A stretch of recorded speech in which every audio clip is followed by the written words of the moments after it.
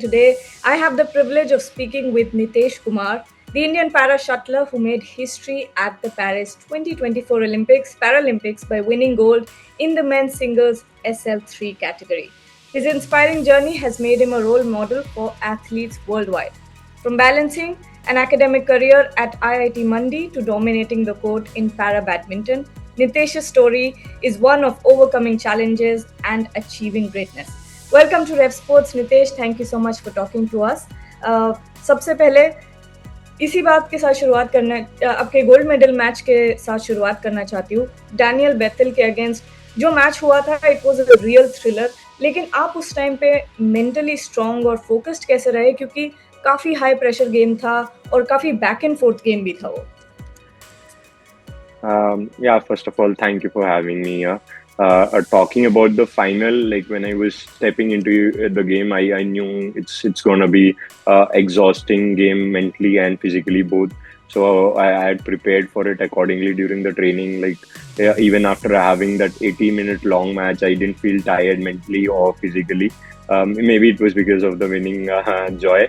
But yeah, I had prepared myself for having this long game and stressful game, and physically I was prepared for it in the gym, in my training, everything. But mentally, I had few games in the past where I was into the game, and then I something got snapped, and then I lost the focus of the game, and then I got carried away and lost the game. So yeah, during the whole game, I was just I kept on telling myself to be there and just play for the next few points. Don't not to think about the result or not to think about too ahead of the points. So I think that helped me the most. And then also talking about these things with the mental trainer before, and then how planning about how to disconnect myself from the atmosphere and then just focus on the game. We did few exercises and few fun games, so that we could I could get into that zone, and then I practiced the same things during the practice games, and then did the things which were working for me. So yeah, it was all what I had done during the training time, and then I just tried to implement in the game, and it worked for me. And then I was surprised of myself about the mental state I was there, because now when I think and I try to recall what was happening around the game, I don't remember anything outside the match. Like I don't know who was there, who were in the crowd, my teammates, my federation officials, everyone was there. But I didn't know when I was playing. I didn't know them. I didn't hear any of them. So I'm glad I was in a tough, I know in a very good mental state to pull out this thriller game, and then to have the first win against him at the best possible platform. Talk about laser focus, right? But what was your mental and physical preparation like leading up to the Paralympics? Did you adopt any new strategies or training methods that helped you peak at the right moment? Yeah, like just before Paralympics, two and a half months ago, I had few niggles with my knee. I had the cartilage got damaged, and then the last tournament what I played in June at the Scotland was very tough for me physically. But we had trained, and we wanted to test few things about the physical part. So that's why I played at the tournament, and I lost the final to Daniel 21-11 and 21-7 there.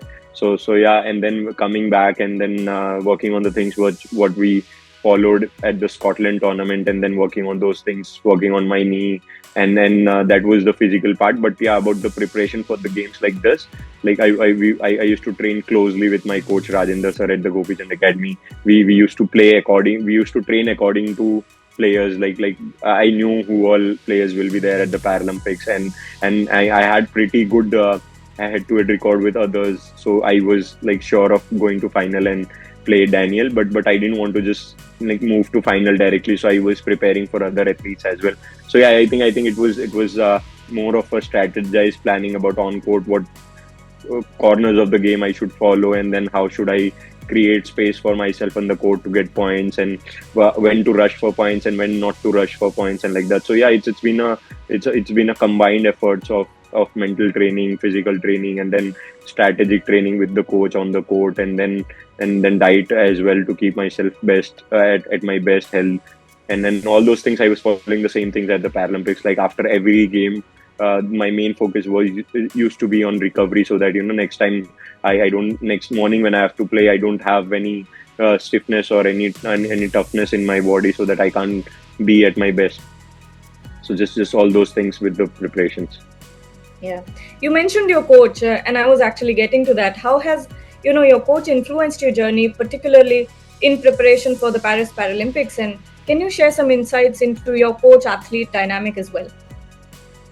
I started training with him last year when I started playing mixed double with Tulsi Mati, because she used to train at Gopichand Academy, and that's when I started going there, and I got to start training with Rajendra sir. And whenever we used to talk about the games, I used to get that feel that he has the good he has a very good sense of the game, and about experience as well, because he's been into badminton for years, and then has coached a lot of players in able body sports as well. So whenever I used to talk to him, I used to feel that connect, that we have a similar thought about games going in, whether it's just single or in mixed doubles as well. It started mostly for mixed doubles, because he started training me for mixed double, but then with time I got connected with him so well that I started training more on single as well. And when I used to talk to him before games in the matches, we kind of had a thing that we didn't talk about the game whole day. We used to just talk about the match 5-10 minutes before the match, quick. I used to share what I feel about the game, what I should do, what I should not do. He used to tell what he wants to do, what he wants me to do, and what he doesn't want me to do. And mostly we used to have the similar thoughts, and then a quick, preparation before the game, and it has always helped me. So before going to Paralympics as well, we were talking a lot in the training session. I used to share what I'm feeling inside the court, and he used to share what he's feeling when he's watching me from the outside, and then we connected about it. We talked about it, and we found solutions for us. So even before before every match in the Paralympics, I used to talk to him the like way that, okay, so this is what I think, and do you think I should try this thing or no? So he always used to give me his good experience feedback, and it has always helped for me. Even for the finals, before going to finals, I told him, sir, I don't want to get into too much aggression and too much. I don't want to play too much fast. I want to play this game patiently and take it to the depth as much as I can. And then he agreed with me.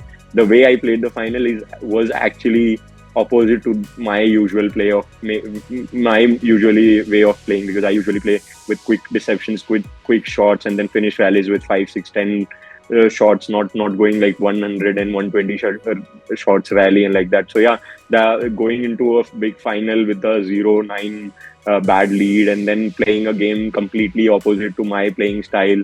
So yeah, it was possible because of the connection I had with the coach, and the way we were connecting during the final as well. If you see the match, I was talking to him a lot in the breaks, and it was not just he was speaking, I was also speaking. So it was, I think, the good part about this relation is that it's a two-way communication. Yep, that's incredible to hear. And Nitesh, everybody knows about your incredible gold at Paris Paralympics, but you also, graduated from IIT Mandi while excelling in para badminton. How did you balance such rigorous academics with your passion for sports? Tell us about it. My passion for badminton actually started at IIT Mandi. So like that's where I introduced to badminton, and then two years later I got to know about para badminton, and I started pursuing it. Initial few years were not like so much productive for me into the sports, because I was not getting the full-time professional training and atmosphere, because I was training at the academy. We had good infrastructure and we had good facilities, but of course it was an educational institute, so we were not too much into the sports and like that. So I was not getting the professional space which my other teammates and my other competitors were getting. So that's when I took a break from my BTech after 7 semester, and then I'm glad that IIT Mandi all accepted that request of mine, and they let me go out and win the medal at the 2018 Asian Games. And then I kind of got the idea where I want to move forward. Like there was a time during the placement session was when I didn't know if I should go to the IT profession, or I should go to the sports side. But I also knew that the playing badminton gives me the happiness which I was sure of having all my life. So yeah, that's when I decided to pursue badminton professionally. And then after a year break, I went on to finish my graduation. Yeah, I'm but sure the it entire was very little difficult to manage both studies and sports, because I used to attend classes in the morning and then play in the evening, and I was not getting much of the break which my other batchmates were getting. They used to go out for vacations on weekends and then long breaks, but I always used to stay at the campus or go down to the city to play with other players and like that. So yeah, it's been like that. Like I had to sacrifice for few free time and few joyful moments to get my time for badminton. But I'm sure all the entire nation is, kind of proud that it played out that way, because now we have a gold because of you. But finally, Nitesh, after winning gold in Paris, what are your future goals in badminton? Are there any specific aspects or goals that you're looking to improve, and new challenges you want to tackle? Yeah, of course. If you will talk about the targets, yeah, of course, wish to win everything that comes my way. Like I have Asian Of course. Championship in 25, and then World Championship in 26, Asian Games in 26, and then of course qualify for LA 28, and then go out there to retain my title. But more this are the goals. But what the things I want to focus on to have the to follow up with the consistency. Like I've won a gold medal at the Paris now, so I want to I'm focusing on to have a consistency in the game and continue the physical fitness I'm at right now. I don't want to lose out this fitness and then work hard again for it. So as of now, I'm looking forward to maintain this physical level and then improve it further on the off season time, and then have the consistency in my winning streaks. Thank you so much, Nitesh, for talking to us. We wish you all the best and all the success for your future endeavors, and we wish to see you on lots more podiums. Thank you so much. Thank you.